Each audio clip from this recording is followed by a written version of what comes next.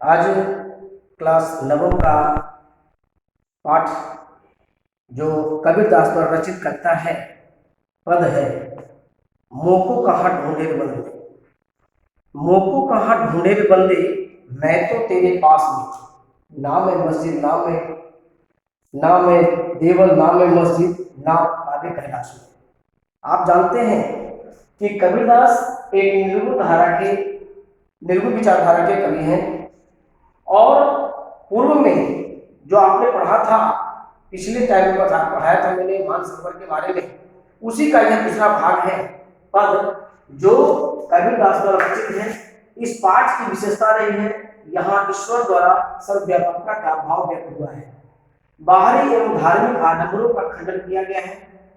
तो तेरे मैं मस्जिद, काबे कैलाश, कौने क्रिया कर्म, योग बहरा, कहे कबीर साधु सब श्वासों की श्वास में। ऐसे पंक्तियों में, ऐसे शब्दों के साथ में अनुप्रास अलंकार का प्रयोग किया गया है, जिसमें वर्णों की आवृत्ति होती है। इसीलिए जहां पर वर्णों की आवृत्ति होती है वह अनुप्रास अलंकार कहलाता है।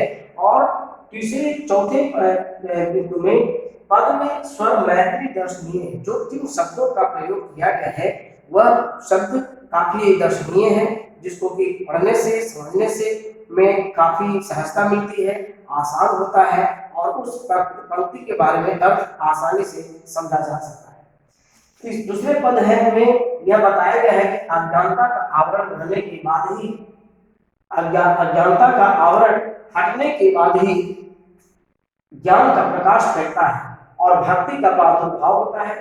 आंधी और वर्षा के रूप द्वारा नष्ट किया है। इस पाठ की यह विशेषता रही है। अब हम पाठ में प्रवेश करेंगे। पाठ करता है कि मोको कहाँ ढूंढे रे बंदे, मैं तो तेरे पास में। यह सर्व विदित है कि ईश्वर का वास किसी निश्चित स्थानों पे नहीं है।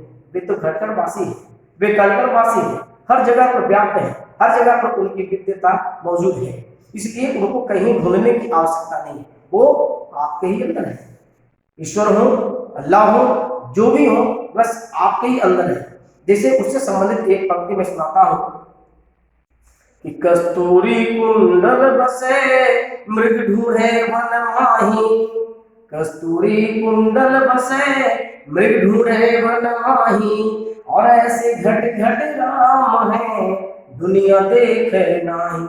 यहाँ पर गौर करने की बात है, जिस प्रकार से हिरण के नाभि में कस्तूरी का वास होता है और वो काफी मनमोहक और सुगंधित होता है। उस सुगंध को ढूंढने के लिए वह पूरे वन में एक छोर से दूसरे छोर तक चला जाता है, लेकिन उसको कहीं भी वह पौधा नहीं मिलता है जहां से वो सुगंध निकल रहा है, क्योंकि वह तो उसके नाभि में विद्यमान है।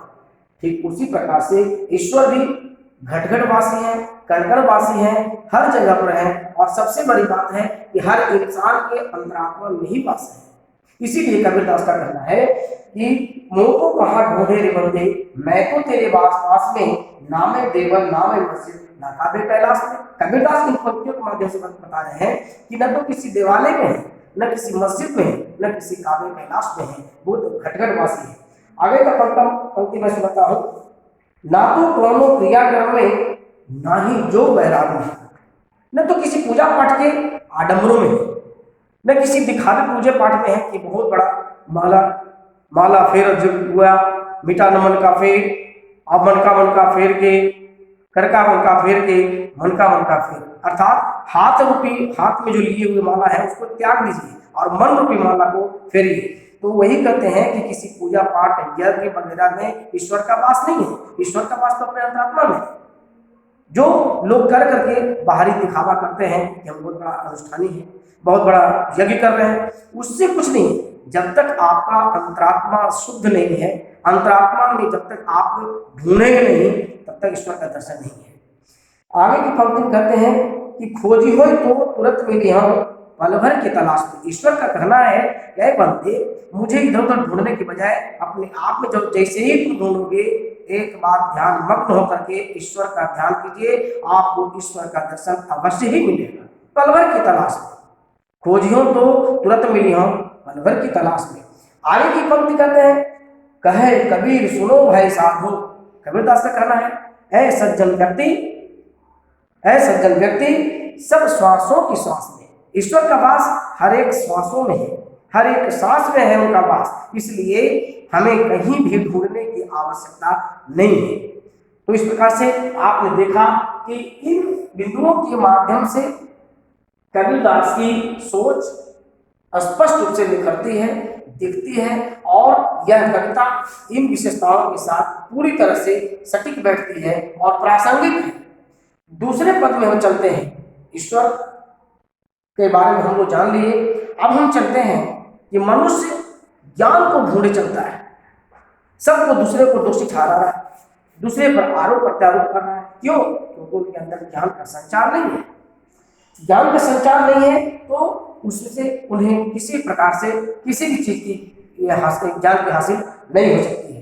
कबीरदास का कहना है, संतों भाई आई ज्ञान की आंधी रे, संतों भाई आई ज्ञान की आंधी रे, भ्रम की टाटी समय का उड़ांगी, माया रहे न बांधी रे। कबीरदास का कहना है कि जब मनुष्य के अंदर ज्ञान का संचार होता है, हो जाता है, ज्ञान रूपी प्रकाश फैल जाता है, तो उसके मन के अंदर जितनी भी मैल होती है, जितने भी प्रकार के भ्रम होते हैं, शक होते हैं, संशय होते हैं, वे सब मिट जाते हैं। इसीलिए मैंने यहाँ पर इस पंक्ति को लिखाया है कि दूसरे पद में यह बताया गया है कि अज्ञानता का आवरण हटने के बाद ही ज्ञान का संचार फैलता है। इस पंक्ति से पूरी तरह से प्रासंगिक हो रही है। आगे कहते हैं कि हिति चित्त की द्वि थूनी वीरानी, मुंह बलिंदा टूटा रे। हित अहित, लोग अपने पराई अपनी हित चाहते हैं, दूसरे की अहित चाहते हैं। तो जब आप दूसरे की हित नहीं चाहिएगा और अपने केवल हित चाहिएगा, इसमें आपको भलाई नहीं है। और जिस समय आपको इस हित और अहित से आप जब निकल जाएंगे तो सभी प्रकार के मोह बलिंदा टूट जाएगा। बलिंदा मतलब होता है बंधन, गट्ठर होता है, मोह का गट्ठर आपका टूट जाएगा। तृष्णा छानी परी घर उपरी, उपबंधी का भांडा फूटा है। तृष्णा लालच, किसी चीज को प्राप्त करने की प्रेरणा क्षमता अधिक हो जाती है, वही तृष्णा कहलाता है। और परिघर उपरी, दूसरे के घर में ऊपर हो गया। निर्चु चुभेगा पानी में, जब आपके अंदर तृष्णा का भाव मिट जाएगा और दूसरे घर चला जाएगा, अर्थात त्याग कर दीजिएगा, तो आप यहाँ किसी प्रकार के नीचे से मतलब अंतरात्मा में किसी प्रकार का मोह, तृष्णा, ईर्ष्या का भाव पैदा नहीं होगा। क्यों? क्योंकि आपके यहाँ आपके मन में ज्ञान का संचार हो रहा है, और जब ज्ञान का संचार होगा तो स्वाभाविक ही प्रकाश फैलेगा, प्रकाश फैलेगा। और जब प्रकाश फैलेगा तो आपको किसी प्रकार का किसी भी तरह का कोई भ्रम नहीं रहेगा, कोई संशय नहीं रहेगा, मोह नहीं रहेगा। आगे कहते हैं, जोग जुगती करी संतो बांधी, निर्चु चुगन पानी। जोग जुगती करो संत, आप संतों की, संतों अर्थात सज्जनों की, वो सज्जन नहीं जो बाहरी दिखावा करते हैं, गेरुआ वस्त्र धारण करी और क्या तत्त घूमी फिरी रही, ऐसे लोगों के साथ सज्जन नहीं है। सज्जन तो वे हैं जो सज्जनता दिखाते हैं, और वो दिखता है, सज्जनता दिखता है, किसी को दिखने से दिखाने से वो नहीं चलता है। वो सज्जनता दिखने की चीज है जब आप अच्छे कर्म करेंगे, आप जब सत्य कर्म करेंगे, आप लोगों की हित के बारे में ध्यान रखेंगे, लोगों की भलाई की बात करेंगे, भलाई का कार्य करेंगे, तो सज्जनता दिखता है। कपट काया का निकस्या, हरि की गति जब जानी। आपके अंदर कड़क कपट, कपट जो होता है छल, जिसको कहते हैं छल प्रपंच कहते हैं, कपट जब का भाव जब आपके यहाँ से मिट जाएगा तो आप हरि के शरण में चले जाएंगे, ईश्वर के शरण में चले जाएंगे। और जब ईश्वर की शरण में जाएंगे तो आपको आपके अंदर किसी भी प्रकार का मैल नहीं रह जाएगा, और आपको लगेगा कि मैं ईश्वर के शरण को छोड़कर मैं कहीं नहीं जाऊँ। जैसे कि मीराबाई ने लिखा था, मेरो मन अनंत कहाँ सुख पाओ। उन्होंने लिखा था, मेरो मन अनंत कहाँ सुख पाओ मैं, जैसे उड़ी जहाज पे पंछी, जैसे उड़ी जहाज का पंछी, फिर उड़ी उड़ी आवे, मेरा मन अनंत कहाँ सुख पाओ मैं। ये बात इस पंक्ति से साफ साफ जाहिर होती है कि जब आपके अंदर कपट का काया से शरीर से निकल जाएगा, काया मतलब शरीर, शरीर से जब कपट की भावना का निष्पादन हो जाएगा तो आपको हरि की शरण की प्राप्ति हो जाएगी। आगे कहते हैं, आंधी पीछे जो जल बूढ़ा, प्रेम हरि जल हीना। आंधी पीछे जो जल बूढ़ा, वो आंधी समाप्त हो गई। अज्ञानता का जो आवरण आपके ऊपर जो सवार था, जो लिपटे हुए थे आप अज्ञानता रूपी आवरण से, जब वो मिट गया तो हरि का अमृत रस की वर्षा होती है। अमृत रस की वर्षा की अनुभूति होती है। ऐसी नहीं कि आकाश वृष्टि होती है, नहीं, आपके अंदर एक रोम में एक अजब सी अनुभूति का संचार होगा, और उस वही संचार जो है प्रेम रूपी हरि कहलाता है। कहते हैं, कहे कबीर भान प्रगट है, उदित भया तब खीला। ये बात सत्य है। जिस प्रकार से रात में घनघोर अंधेरा रहता है और जब सूर्योदय होता है, भानुमत तो सूर्योदय जब होता है वह अंधेरा समाप्त हो जाता है। और यहाँ पर अंधेरा कौन सा शब्द है? तम का मतलब होता है अंधेरा। कहे कबीर भान के प्रगटे, कहे कबीर भान के प्रगटे, उड़ली उदित भया मतीना। जैसे ही सूर्योदय का होता है, सूर्योदय जब होता है वह रात्रि रूपी अंधेरा, अज्ञानता रूपी अंधेरा का समापन हो जाता है और एक से एक बढ़ करके आपके नेत्रों में एक दिव्य शक्ति का, दिव्य प्रकाश का संचार होता है, जिससे आपको हरि का दर्शन होता है, ईश्वर का दर्शन होता है। यही है कबीरदास का मूल भाव। कबीरदास ने इन दोनों पदों में, एक में अज्ञानता पर प्रकाश डाला है और एक में बाह्य आडंबरों पर प्रकाश डाला है। इसमें लिखा है कि बाहरी और धार्मिक आडंबरों का खंडन किया गया है।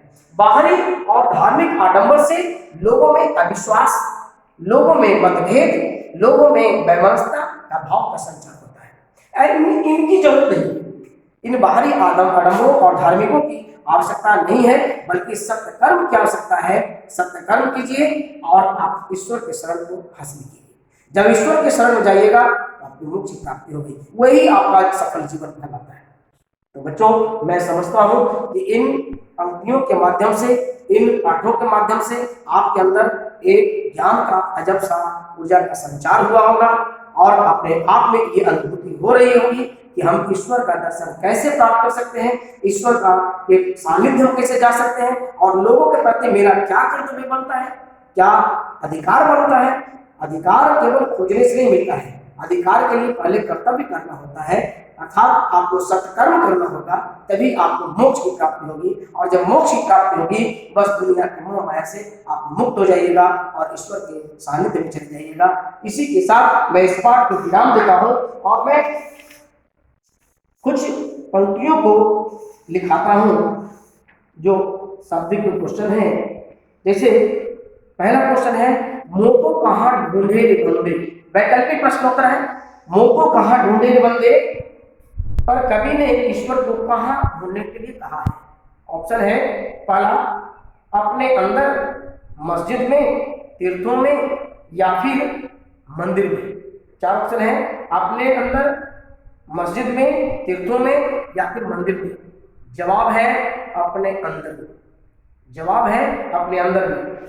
दूसरा क्वेश्चन है, कबीर के अनुसार निर्गुण ब्रह्म कहाँ मिलता है। क्वेश्चन है, कबीर के अनुसार निर्गुण ब्रह्म कहाँ मिलता है। ऑप्शन है काबा में, सर्वत्र, कैलाश पर या फिर मदिरा में, मंदिर में। जवाब देंगे सर्वत्र, क्योंकि ईश्वर का कबीरदास के अनुसार अथवा आध्यात्म के अनुसार ईश्वर का वास कण कण में है, घट घट में है, इसलिए उसका जवाब होगा सर्वत्र। तीसरा प्रश्न है, कसबा फिरी काबा फिरी कासा भया, राम ही भया रही, मोट चून मैं राम भया, बैठी बैठी कबीरा जी का मूल भाव क्या है। एक बार फिर से प्रश्न है, काबा फिरी काशी भया, राम ही भया रही, मोट चून मैं राम भया, बैठ कबीरा जी का मूल भाव क्या है। ऑप्शन है आटा मैदा है, काबा काशी है, ईश्वर एक है, राम रहीम है। जवाब है ईश्वर एक है।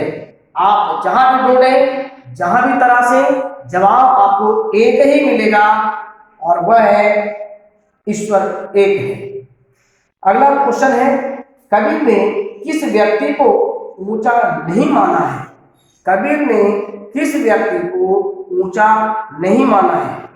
विकल्प है जो न्याय प्रिय है, दूसरा जो कर्मशील है, जो सत्यवादी है, या फिर जो अवगुण युक्त है। जवाब है जो अवगुण युक्त है वह उस व्यक्ति को कबीर ने उत्तम नहीं माना है। पांचवा क्वेश्चन है, कबीर के अनुसार संत सुजान कौन हो सकता है? कबीर के अनुसार संत सुजान कौन हो सकता है? विकल्प है निष्पक्ष भाव से प्रभु स्मरण करने वाला, दूसरा है जटा जूट धारो, तीसरा है अपने पक्ष का प्रचार करने वाला, और चौथा है गेरुए वस्त्र को धारण करने वाला। जवाब हम देंगे एक बार फिर से क्वेश्चन के साथ, कवि के अनुसार संत सुजान कौन हो सकता है? तो जवाब है निष्पक्ष भाव से ईश्वर का जो धारण करता है वही व्यक्ति संत सुजान कहलाता है। एक क्वेश्चन और अंतिम क्वेश्चन, दुलीचा का क्या अर्थ होता है? दुलीचा का क्या अर्थ होता है, अथवा दुलीचा से आप क्या समझते हैं, अथवा दुलीचा का क्या अभिप्राय होता है? एक ही क्वेश्चन को कई रूपों में आप पूछ सकते हैं और जान सकते हैं। विकल्प है दरी, कालीन, कंबल, रजाई। विकल्प दरी, कालीन, कंबल और रजाई। इसका सही उत्तर कंबल है। कंबल है जो दुलीचा का सही अर्थ होता है। एक और क्वेश्चन, झक मारना क्या होता है? पाठ में आया है, पद में आया है, झक मारना क्या होता है? विकल्प है शिकार करना, कार्य करना, समय नष्ट करना, या फिर पंखा करना।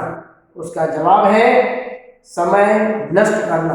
बहुत चाल की भाषा में भी बोलते हैं, जो अपने आसपास जो मूर्खिए होते हैं उनको कहते हैं देखो बैठ करने पर झक मारना है, अर्थात समय की बर्बादी करना है, ये अपने समय का सदुपयोग नहीं करना है, तो उसको झक मारना कहा जाता है। झक मारना एक प्रकार का मुहावरा भी है, इसलिए उसको अर्थ में समझना है कि समय नष्ट करना।